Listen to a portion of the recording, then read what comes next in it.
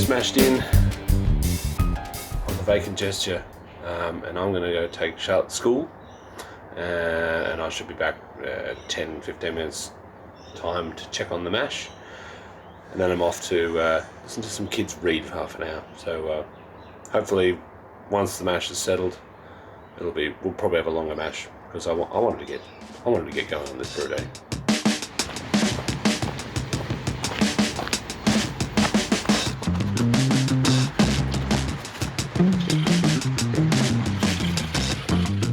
We're back, and let's have a look at how the mash is looking. So, lift this up. You see we've got froggy.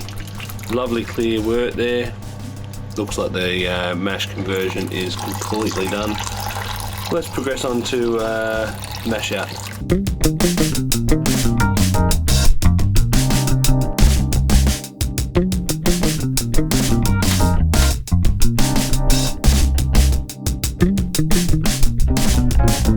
Alright, just coming up to the boil. I'm just going to wait till this hop break sort of settles down before I add the hops. Yeah, took a gravity reading. I was expecting pre-boil of 1031. We're at 1032 and bang on the volumes, so I'm pretty happy with that. Take that any day of the week. So yeah, just waiting for this hop break to dissipate, and then we'll crack on with the boil. In with the whirl flock tablet. Let's give it a stir. We'll be back. I'll connect up the chiller, recirculate that through as coming to the end of the boil, and then we're going to drop it down to 80 degrees and steep for half an hour. Okay, so I've set up my rig. I'll take you through it. I don't know if I showed you before. We've got the counterflow chiller, which I think I want to make a little mount that sits under the bench there, just pressed up against the top of the thing. It's a bit annoying having this here. We're currently recirculating through the counterflow chiller back in. It's my old mash paddle, basically used to hold the hose there at the moment. Now the cold water is coming from the hose over there. I've got the little valve there so I can control the flow rate from here. That comes up through the counterflow chiller. Hot water comes out here and fills up this digiboil. But I'm going to use more than 35 litres, so I've also hooked up my hose to go out the sink, so I can sort of, once I've got the volume that I require, I just open up that valve, and the rest of the hot water goes down the sink. So yeah, it seems to be a reasonably efficient way to do things.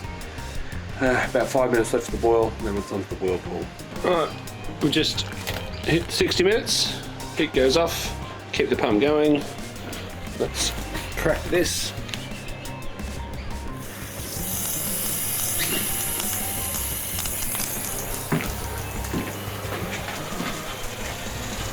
Should be getting something coming up here. Yep. And the temperature should start to come down. Yeah, it's hot coming out of there.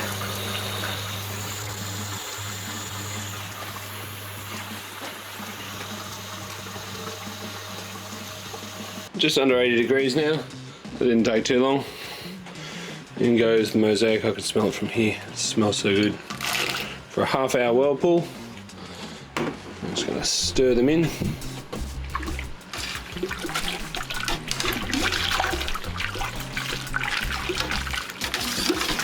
So much easier to stir a whirlpool with a smaller spoon.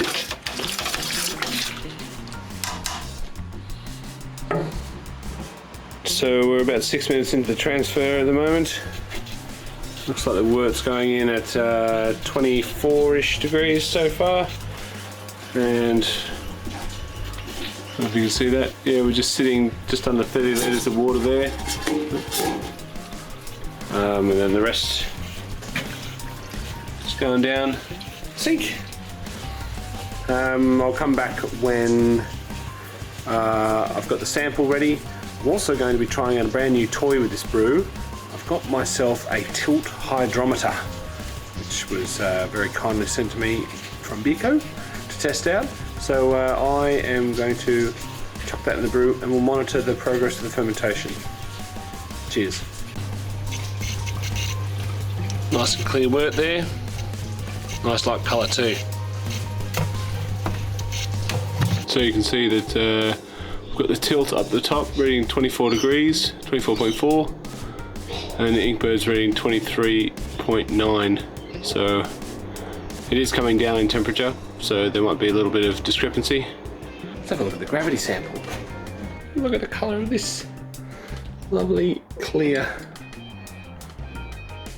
And we've got, as the tilt said, 1035. Let's see what that's like with this. Yeah, that's 1035. Alrighty, how's it taste? Give us a look. Get a little bit of fruit. A little bit of tang. Tropical fruit, that is. Not a heap of mosaic. But this is a blonde ale, it's not an IPA. Just a bit of a nice malt character. Let's see how it tastes. Cheers.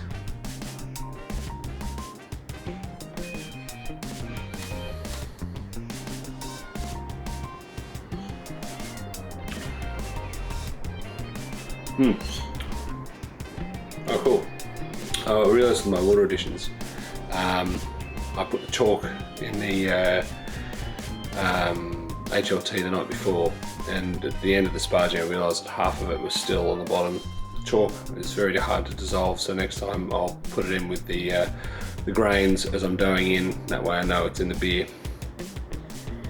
It's got a nice bitterness, a bite to it.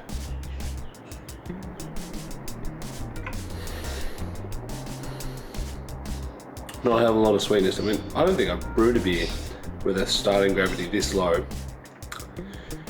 in a very long time. I might have done one before. Oh, it's got a nice, very clean, a bit of that sort of, it's not starchy, what am I looking for? Like a huskiness from the wheat, I'm guessing. A little bit of sweetness from the grain. But yeah, light toffee malt, maybe. Light crystal malt, sorry. Yeah, I'm very interested to see how this turns out once the dry hops get added. I think it'll be a very refreshing brew. So I think this is going to be a grained glass, so I'll see you in just a sec. It's time to dry hop the Vacant Gesture.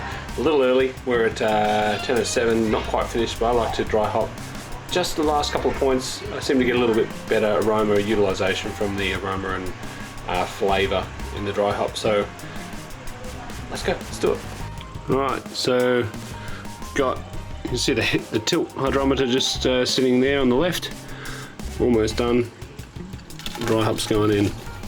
This is just a tad more than the recipe says. It's 37.3 something, because that was what I had left in the bag, instead of 35. Let's get this covered up and back fermenting. You can see here the tilt's reading 1.001, but the uncalibrated is 1.007, which when I double checked it with the hydrometer yesterday, that's exactly what my hydrometer read, but it was at 1.011, so it was still coming down. So I don't know what's happening with this calibration here. I did calibrate it at the beginning of the fermentation. Yeah, you just need to make sure you check it. Second dry hop time, it's Monday, and the Vacant Gesture is sitting pretty at 1.006, and has been sort of sitting there for the last 2 days. We dry hopped it just before. You've seen it, this is the same video. So 35 grams this time, so as the recipe requires, going in the fermenter. In we go. Let's seal that back up before the wind or any other bugs get in. So now that that's in, I'll give it another day or so for the dry hops, and then I'll start crash chilling down at 2 degrees. I'll leave it, I don't know, a couple of days, let it clear out, and then we'll get to kegging it. It's another one of those videos. stealing away. The keg is very light. This is the Vacant gesture. It's going down very well.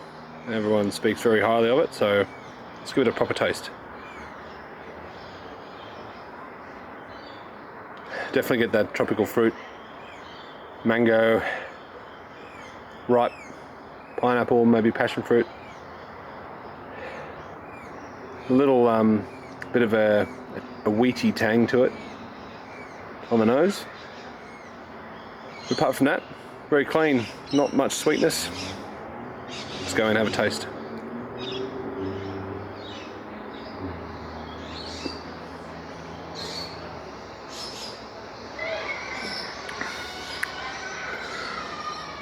Thin mouthfeel.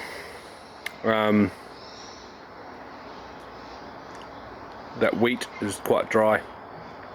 Dries it out. It's not particularly bitter. It does dry it out at the finish with a nice little, just a subtle bitterness at the back.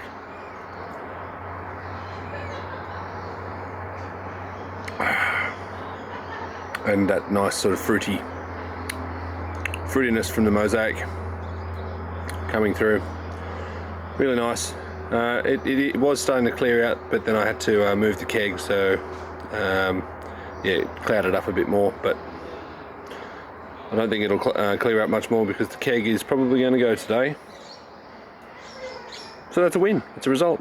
The engaged couple, they're very happy with the beer, and so I'm very happy with the beer, and I will be brewing it again. So cheers, Harry, for sharing the recipe, and hope you enjoyed the grain glass.